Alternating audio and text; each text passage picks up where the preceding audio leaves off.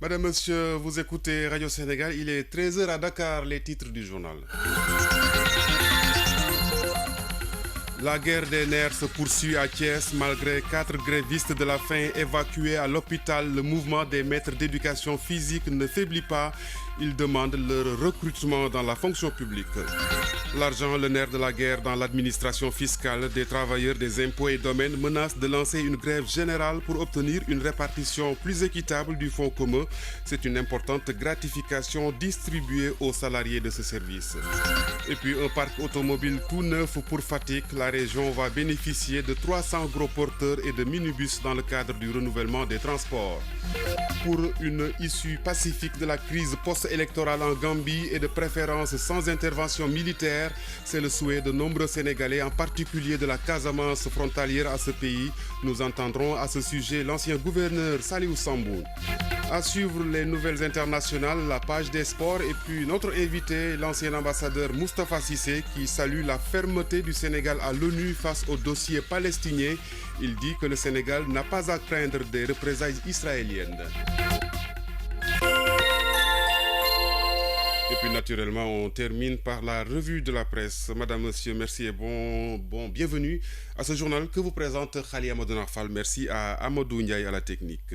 Au 4e jour donc de grève de la faim des diplômés chômeurs du SNEPS de Thiès, les calories commencent à manquer et la fatigue à se faire sentir.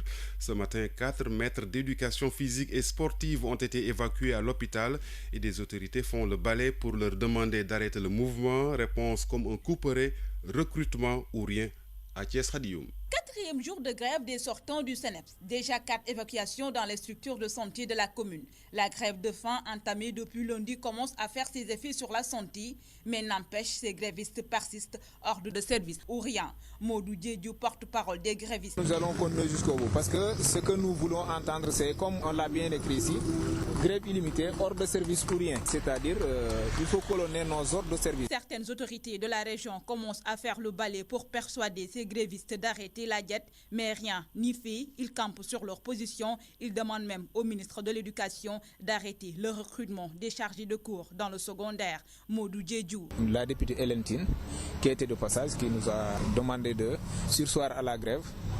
Et vraiment, elle nous a parlé quelque chose, elle nous a donné quelque chose de fiable. Que le gouvernement cesse de recruter des chargés de cours à notre détriment. Parce que on a constaté qu'il y a de cela un mois, le gouvernement prend des chargés de cours qui ne sont même pas formés, qui sont formés pour l'élémentaire et les amener pour enseigner l'éducation physique. Et ce qui est anormal. Sur les 149 sortants du SNEPS de Thiès, seuls 30 sont couchés à même le sol à la place du martyr.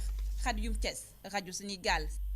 Merci Khadioum. Nous rappelons l'information au sujet de cette grève des sortants du SNEPS de Thiès. 4 ont été donc évacués à l'hôpital à Thiès. Le syndicat des travailleurs de l'administration fiscale va passer à la vitesse supérieure si ces revendications ne sont pas prises en compte par la tutelle. Le staff va dérouler sur un an son mouvement de protestation, entre autres par des grèves générales et marches pacifiques. Les agents de l'administration fiscale réclament la mise en place d'un système équitable de répartition des fonds communs et une gestion équitable des carrières.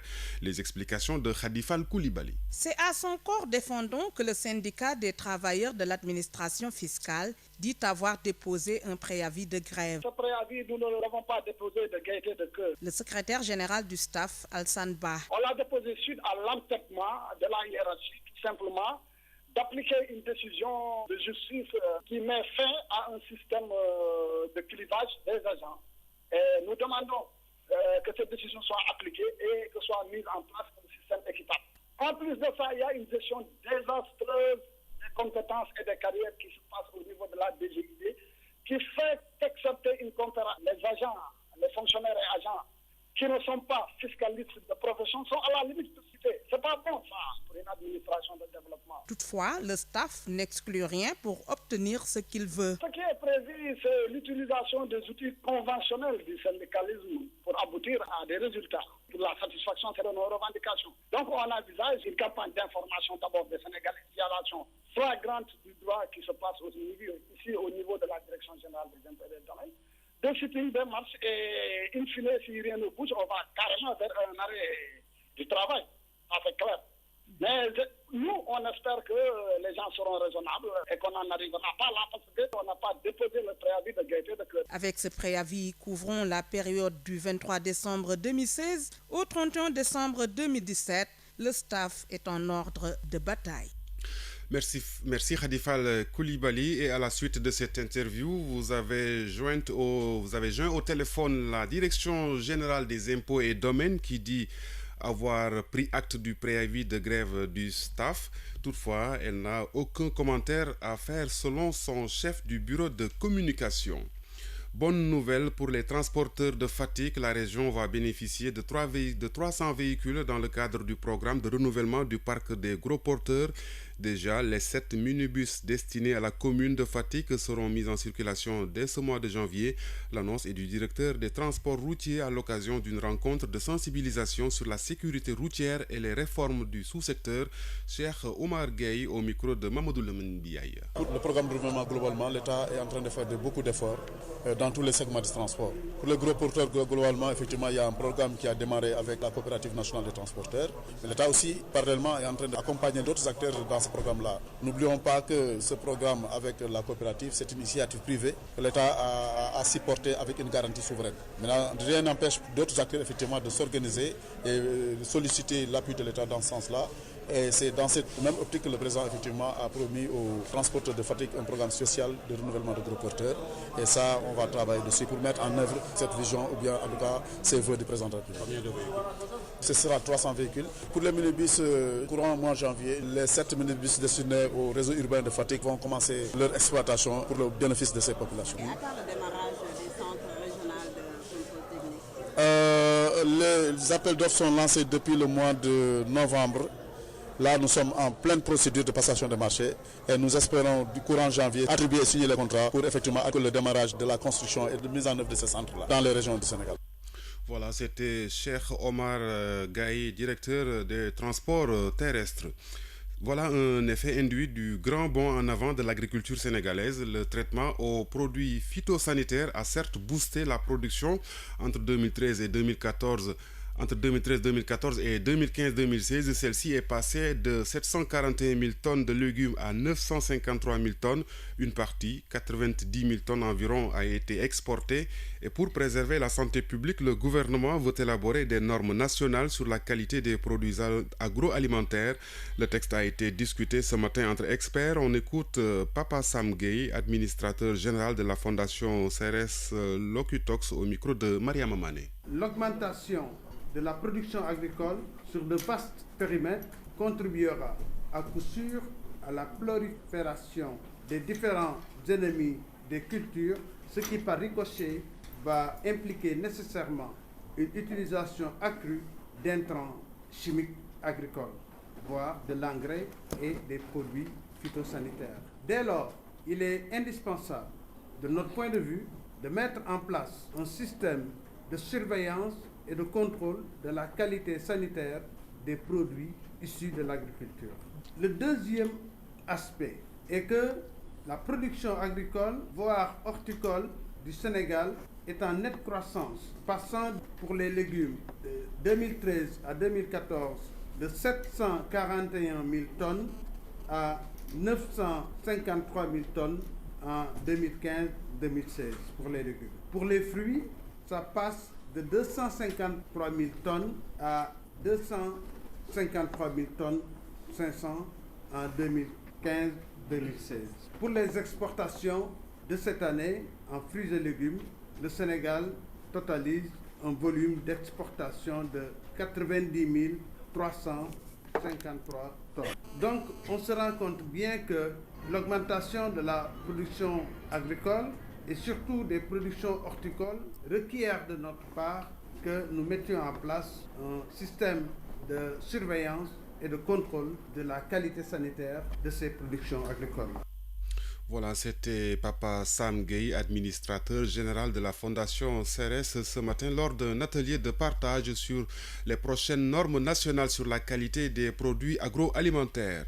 Vous écoutez Radio Sénégal, il est 13h09 à Dakar. Élèves et étudiants de Nakhamaï, commune de Tataguine, étaient de retour au Bercail lors de leurs journées culturelles et sportives. Occasion pour lancer un appel à des investissements sociaux. En effet, le village est enclavé, dépourvu de postes de santé et d'électricité.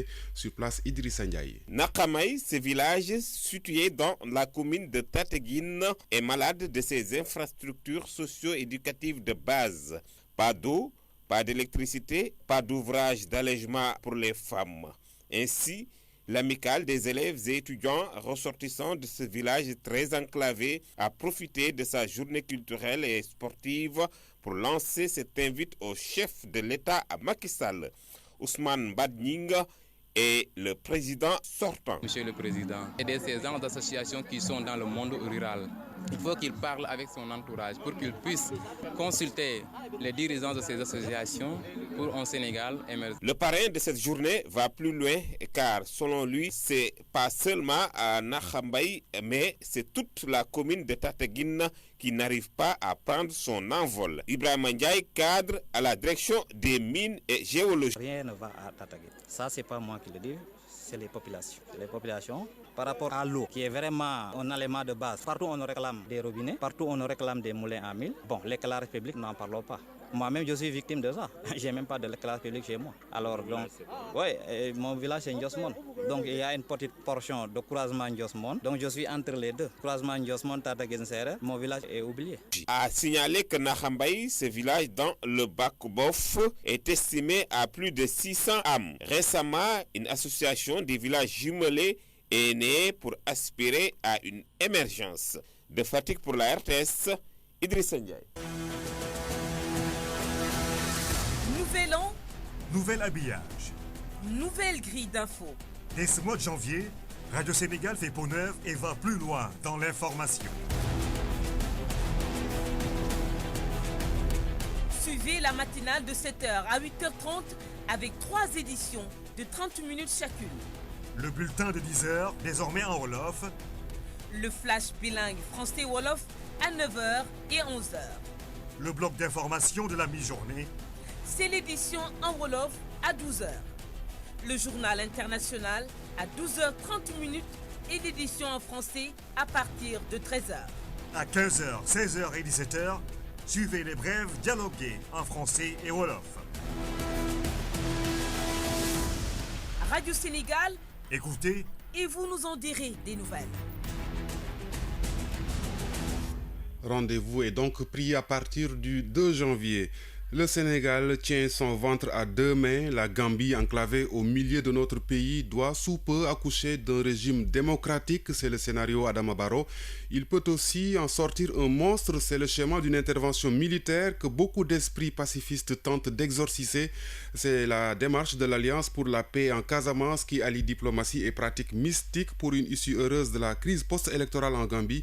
On écoute son président, l'ancien gouverneur Saliou Sambou, au micro de Marianne Bangoura. Que chaque village s'engage. C'est pourquoi nous avons convoqué tous les 21 villages ici à Djimon. Ce n'est pas par hasard un village totem. Tous nos ancêtres, quand il y a des problèmes, quand il y a des épidémies, quand il y a des troubles, c'est à Djimon qu'on vient pour régler ça. Et puis aujourd'hui, tout ce qui se décide à Djimon s'impose à tous les 21 villages du Blou. C'est pourquoi nous disons qu'il faut venir. C'est un acte préventif. Il faut qu'on dise aux femmes de libérer mystiquement les combattants du MFDC. Parce que avant qu'ils n'aillent avec leurs âmes dans la brousse, il y a des choses qu'on a faites, il y a des sacrifices qu'on a faits, il y a des choses qu'on a enterrées. Donc, mystiquement, ils sont tenus de rester là-bas parce que s'ils sortent sans avoir l'autorisation, c'est un parjure et ils peuvent en mourir.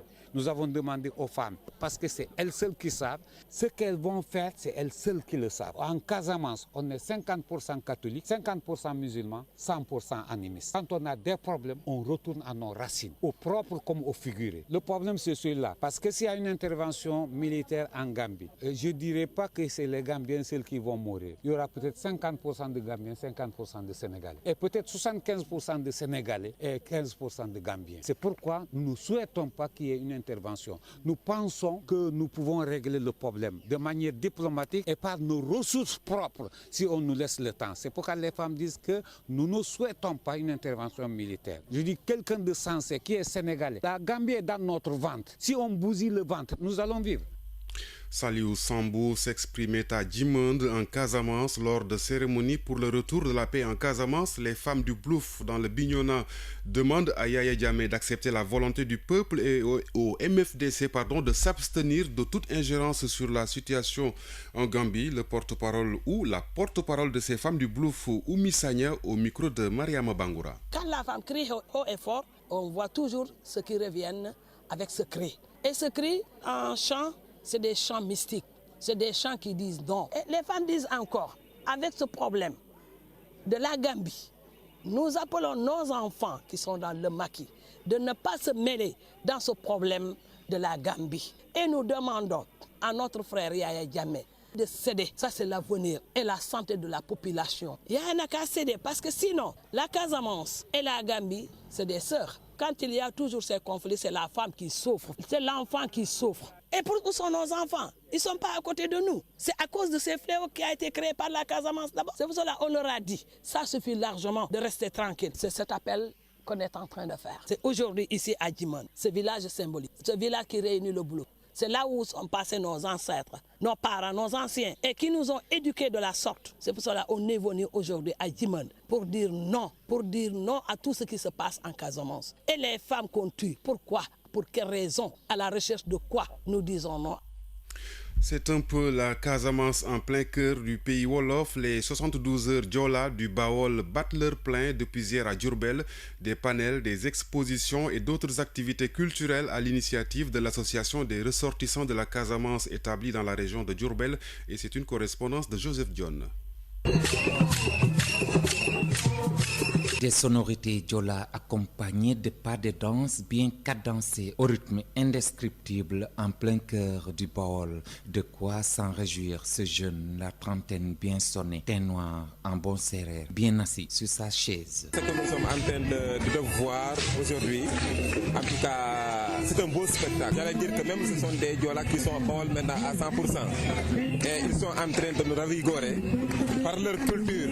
Une danse qui nous vient du fin fond de la Casamance lointaine mais proche du Baol, 72 heures durant. Les cultuels et les culturels Diola vécus à Diourbel. Insa Badji explique. La danse est extraordinaire. Et vous voyez à l'intérieur, au milieu, il y a ce qu'on appelle le Essamay.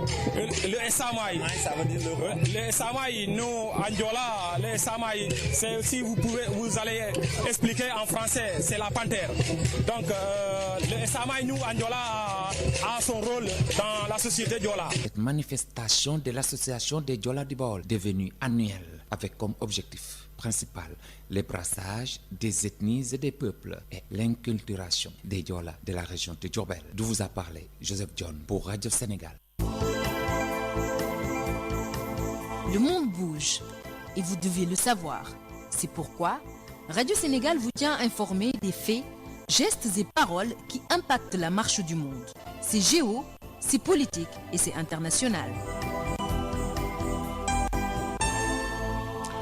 Pas d'inquiétude à se faire malgré les sanctions annoncées par Israël. Déclaration de Moustapha Cissé, l'ancien ambassadeur du Sénégal, notamment dans des pays arabes, et d'avis que le Sénégal doit rester ferme sur ses positions diplomatiques, notamment après son vote à l'ONU en faveur de l'arrêt de la colonisation des territoires palestiniens par Israël. Aujourd'hui, dit-il, le contexte a beaucoup évolué et notre pays n'a rien à craindre de l'État hébreu. Nous l'écoutons, donc Moustapha Cissé au téléphone de Cheikh Diop. Le Sénégal n'a fait que suivre sa politique de 1967 qui dit que Israël doit se retirer des territoires occupés et que Israéliens et Juifs doivent accepter deux États qui cohabiteraient pacifiquement. Alors, Israël a pris des mesures contre le Sénégal. Comment vous les analysez?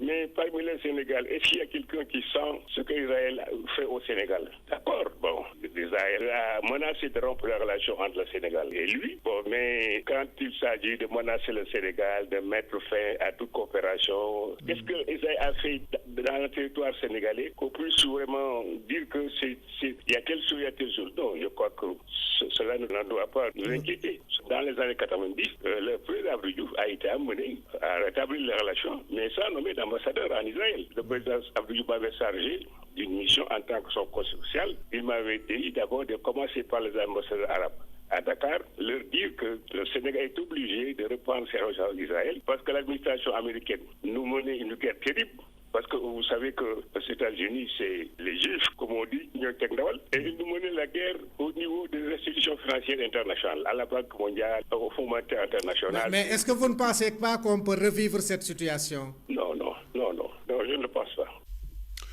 L'ambassadeur Moustapha Cissé sera, je vous le rappelle, l'invité de cette édition. En attendant, en Libye, la présence des migrants illégaux dans les centres de détention a coûté à l'État libyen plus de 25 millions de dinars, soit 13 millions et demi de dollars. C'est ce qu'a déclaré un responsable au ministère de l'Intérieur.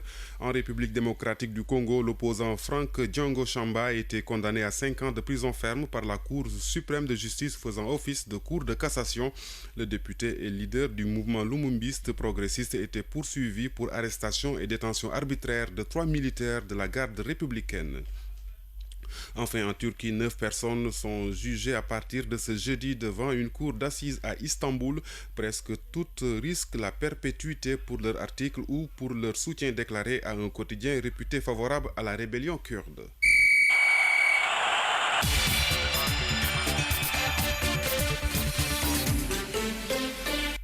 Tanda Khenya est en direct pour nous présenter la page des sports. Bonjour. Bonjour. Et en ouverture, c'est du football local. Oui, avec la 9e journée du championnat de Ligue 1 qui débute cet après-midi à 17h à Caroline Faye. C'est donc un intéressant match à Hambourg.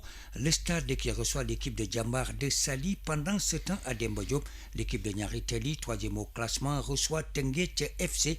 La suite demain vendredi avec 2 matchs à Demba Diop, 15h30, Douane US Wakam, suivi de Gorée Linger de Saint-Louis. Le match des extrêmes, ce sera à Louga où l'équipe de Djambar, Lanterne Rouge, le Djambour qui défie l'équipe de Génération Foot avec Amadou Bari, l'équipe de Guédiawaye face à Mbour, Petite Côte, et puis la grosse affiche est attendue chez les Carioca du Casa Sport. Ce sera à Aline Sitoé Diatta entre le Casa Sport et le Giraffe. Et des duels sont annoncés au niveau de la Ligue 2. Oui, qui démarre à 15h à Amadou Bari où la Pikine qui va accueillir Dakar Sacré-Cœur. En deuxième heure, il y aura Renaissance Dakar Université Club. À Demba Diop, ce sera Port Barguet. Le programme de demain prévoit à Mboro Etix face à l'équipe de Diamono Fatigue. Kayor Foot rend visite à l'Olympique de Ngor. La Sonaco de Diourbel est donc visitée par l'équipe de Yego. Et puis à Saint-Louis, le Ndarguet fait face à l'équipe d'Africa Promo Foot. Sur le chemin de la CAN gabonaise, les Lions du Sénégal reçoivent le drapeau national le 4 janvier au Palais de la République. Justement, la liste définitive des 23 joueurs qui auront l'insigne honneur de défendre les couleurs du Sénégal à cette CAN gabonaise sera connue demain. Ce sera lors de la conférence de presse qu'Aliou Cissé va tenir. Et puis, il l'a annoncé hier, le ministre des Sports, Matarba, mercredi 4 janvier, la cérémonie officielle de remise de drapeau aux Lions du Sénégal. Ce sera sous la présidence du président de la République. Du National Pop aujourd'hui à Kaolack. Oui, la finale de la zone 3B de Loncave de Kaolack qui se joue cet après-midi au stade de Lamine Gueye. La marraine Awa Gueye, vice-présidente de l'Assemblée nationale, a mis sur la table 1 million de francs CFA et du matériel sportif.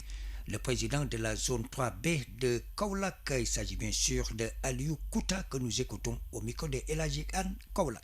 Sur le plan sécuritaire, on a pris les devants au niveau de la police. Du côté de la marraine, c'est Awagay. Tani aussi vous a donné 1 million de francs plus le matériel, des jeux de maillots, des ballons, des trophées. Elle a aussi habillé tout le bureau avec des Lacoste. Elle nous a aussi promis vraiment de nous donner des t-shirts pour les délégations des équipes ainsi que le reste du comité directeur. Toutes les dispositions nécessaires ont été prises pour une bonne réussite de cette finale. On a parlé au président des ASC par rapport à la mobilisation, mais surtout au niveau du stade qu'on évite la violence.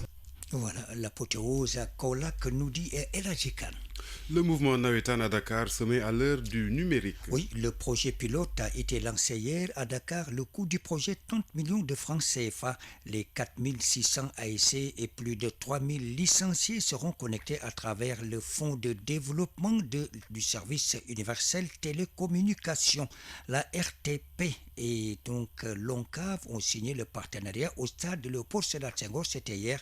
Abdou Karim Sall, le directeur général de la RTP, est au micro de Alignaï Diouf. Le projet que nous voulons avec le mouvement Nawetan consiste à injecter un montant de 30 millions et à travailler avec un prestataire pour que désormais que tout soit numérisé au niveau du mouvement Nawetan, des licences, de la documentation, des échanges bien entendu, qu'il va mettre en place un web to SMS qui permettra d'envoyer de manière simultanée des SMS à l'ensemble des destinataires, même s'ils sont au nombre très élevé. Dans la limite des frontières de la mission qui nous a été confiée, dans le cadre du Fonds de développement du service universel, d'investir les ressources du Fonds de développement du service universel dans des projets qui ont un impact sur les populations, mais également dans des projets qui sont capables de générer des emplois. Si on sait aujourd'hui que le mouvement Nawetan compte plus de 4600 ASC et 300 000 licenciés, il est naturellement très clair que nous investissons dans un projet qui a un impact sur les populations, particulièrement sur la jeunesse sénégalaise. Et nous allons le poursuivre pour le renforcer davantage parce que nous sommes en phase pilote dans la région de Dakar. La deuxième phase consistera à étendre cette numérisation partout au Sénégal dans les 45 départements. Voilà, le Nawetan à l'heure du numérique. En tout cas, les acteurs se frottent les mains. Et Tandakha Ndiaye du basket pour boucler cette page des sports. Oui, la suite de la 5e journée du championnat national chez les féminines d'abord. Cet après-midi, la Jeanne d'Arc qui va jouer contre le Duc à Marius Ndiaye. Demain, le Débaloc qui va jouer face à l'équipe de Don Bosco Mbour qui reçoit l'équipe de Bob. Hier, l'ASC Ville de Dakar a dominé l'UGB 78-61. Et puis la victoire de Saint-Louis Basket sur l'US Ouakam 85-35 du côté des garçons. À Marius Ndiaye, 17h. La Jeanne d'Arc qui reçoit les Saltigués à Louga, le club local qui joue contre les Saint-Louis Basket. Hier, l'équipe du Chibac a perdu 40-46 contre l'UGB et à Moro, l'équipe s'est inclinée face à l'ASFA 28-54. C'était la page des sports de Tandakha Ndiaye. Merci. Ce vendredi 30 décembre 2016, au gré de l'actualité, reçoit le directeur général de l'Agence de la couverture maladie universelle, Cheikh Seydi Ababakar Mang, face à la rédaction du journal Parler de 16h à 18h. État des lieux, perspectives, contraintes, tout sur la CEMU ce vendredi de 16h à 18h sur l'ensemble du réseau synchronisé de Radio Sénégal. Et en attendant de recevoir vendredi à la rédaction le directeur de la couverture maladie universelle, place maintenant à l'ex-ambassadeur Moustapha Cissé qui analyse pour vous la ligne diplomatique du Sénégal suite aux représailles de l'État d'Israël après le vote d'une résolution endossée par le Sénégal au Conseil de sécurité de l'ONU. Il est interrogé par Cheikh Diop.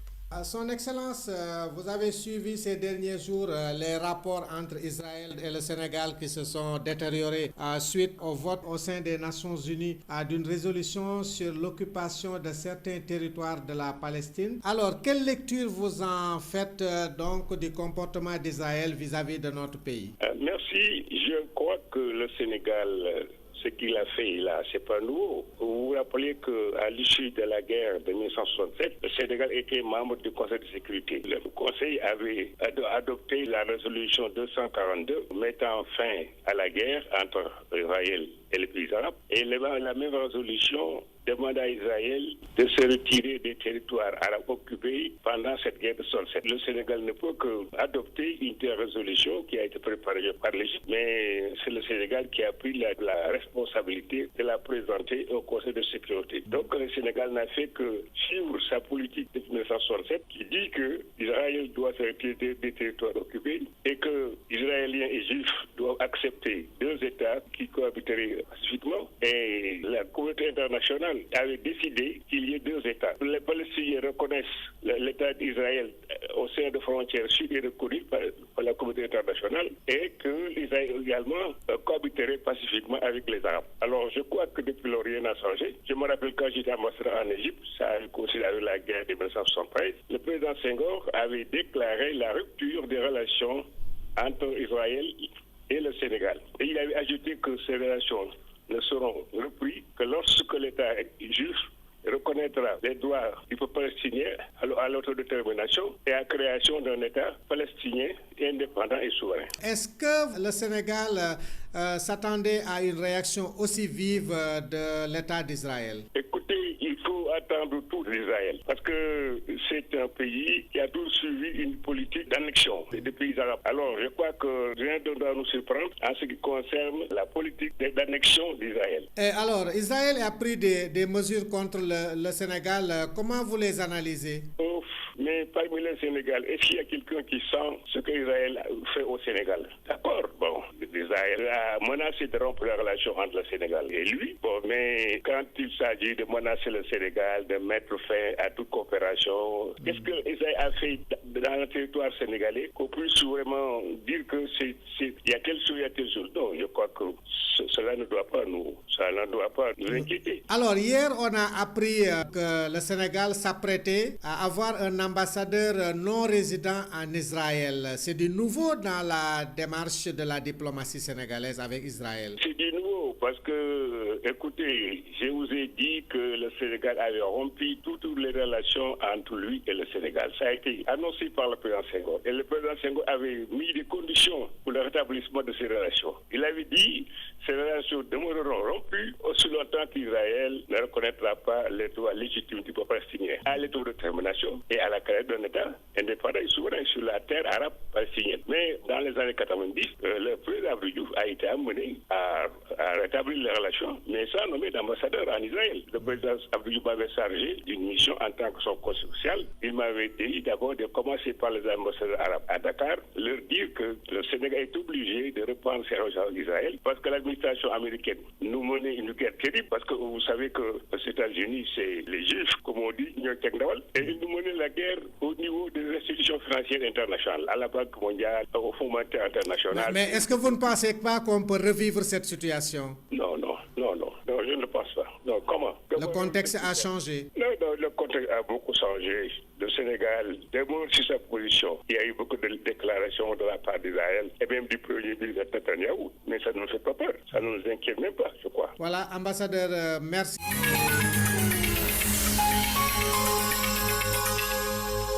À présent, la revue de la presse avec Arona Diouf. En politique, cette question, va-t-on vers l'exclusion de Khalifa Sall au Parti socialiste? Une question que se pose la presse, des confrères qui rendent compte de la réunion du bureau politique du Parti socialiste des Verts de Colobane qui dénonce dans les colonnes de la Tribune l'attitude fractionniste du maire de la capitale. En clair, explique l'As quotidien, Khalifa Sall a entamé une tournée nationale sans l'aval de la direction, ce qui fait dire à Enquête quotidien là que la candidature de Khalifa Sall pour l'élection présidentielle de 2019 semble se dessiner et c'est pour élargir justement sa base que le maire de la capitale a initié depuis quelque temps cette tournée politique nationale histoire de rallier le maximum de socialistes à sa cause et de dissiper par la même occasion, indique mon confrère, le doute sur son ambition présidentielle. Ainsi au Parti socialiste, écrit le biétiste du quotidien, on tourne wiri parce que tropicalisé au PS, les deux acteurs Khalifa Sall et Ousmane Tanor Dieng font le yo-yo à l'image d'un Jojo qui se bat pour un amour impossible. Et dans la même posture, Khalifa Sall cherche à obtenir cette bénédiction paternelle qui s'éloigne toujours. Partira pas l'analyse de Yorodia dans les colonnes de Enquête quotidien ce matin. Le journaliste qui trouve qu'il est temps que Khalifa Sall s'assume afin de trancher le débat. Il faut donc qu'il ait le courage de dire à tout le monde qu'il sera candidat ou qu'il ne le sera pas. Sinon, avertit l'analyste politique, le maire de Dakar va tomber dans le piège de Ousmane Tanor Dieng, à qui le président Macky Sall vient d'attribuer la gestion du Haut Conseil des collectivités territoriales. Également à la une de la presse, la rupture entre Israël et le Sénégal, rupture qui est désormais officielle. Le gouvernement du Sénégal qui dit prendre acte après notification de la décision d'Israël. Le quotidien national qui détaille ces mesures prises par l'État hébreu résume l'engagement de l'État du Sénégal qui réaffirme son attachement au développement des relations entre États, relations basées sur le dialogue, la coexistence pacifique et le respect mutuel de leur souveraineté. Un coup de froid donc, on le rappelle, qui fait suite au vote du Sénégal en faveur de la résolution 2334 du Conseil de sécurité des Nations Unies du 23 décembre 2016 sur les colonies de peuplement israélien en territoire palestinien occupé. Puis c'est le début de la fin. Plusieurs quotidiens tirent le bilan de 2016. Plus que 2 jours et quelques heures pour que sonne le glas. 2016 qui tire à sa fin. Ce sera prédit Vox Populi, une année électorale cruciale avec des législatives où il y aura beaucoup de surprises. Ce cap de juillet 2017 qui sera également de l'avis de mon confrère un examen blanc pour Macky Sall et son pouvoir. Mais en attendant, pour les quelques heures qui restent de 2016, chacun s'emploiera à regarder dans le rétroviseur le chemin parcouru. Par exemple, quel bilan a tiré de 2016? Bonne année, mauvaise? En tout cas, chacun la calibrera selon ce qu'il aura vécu. Et dans cette matière, c'est comme avec les goûts et les couleurs. Ça ne se discute par 2016 qui va certainement retenir la marche hier des retraités contre la modicité des pensions, la mensualisation entre autres, comme le souligne Walf Quotidien à sa une. Le biétiste de la Tribune qui en parle également évoque des signes locaux car en moins de 48 heures, les deux extrémités de notre pays sont dans la rue. L'une jeune de Fatick qui réclame du travail, l'autre des retraités qui demandent une valorisation de leur pension. Un constat commente enfin le quotidien de des médias qui ne manque pas de pertinence. C'est la fin de ce journal. Merci Aaron Diouf pour la revue de la presse. Ce journal a été réalisé par Khadifal Koulibaly et André Noël Tchandoum. À la technique studio Amadou Ndiaye et au CDM Ousmane Diop. Journal présenté par Khali Amadou Nafal. Merci de nous avoir suivis.